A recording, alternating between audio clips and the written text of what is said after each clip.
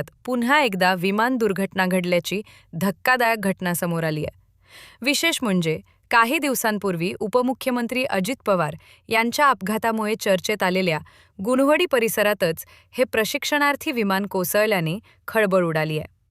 आज सकाळी बारामती तालुक्यातील गुणवडी गावाजवळ प्रशिक्षणासाठी वापरले जाणारे एक लहान विमान कोसळल्याची घटना घडली। दुर्घटनेची माहिती मिळताच पोलीस, अग्निशमन दल आणि प्रशासनाने घटनास्थळी धाव घेतली। प्राथमिक माहितीनुसार विमान प्रशिक्षणादरम्यान तांत्रिक बिघाड झाल्याची शक्यता व्यक्त केली जात आहे। अपघाताचे नेमके कारण शोधण्यासाठी संबंधित यंत्रणांकडून तपास सुरू करण्यात आलाय।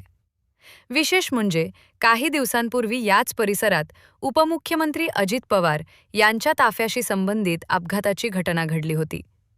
त्यानंतर आता पुन्हा त्याच भागात विमान दुर्घटना झाल्याने नागरिकांमध्ये चिंतेचे वातावरण निर्माण झाले आहे। या अपघातात प्रशिक्षणार्थी वैमानिक पायलट पूर्णपणे सुरक्षित आहे।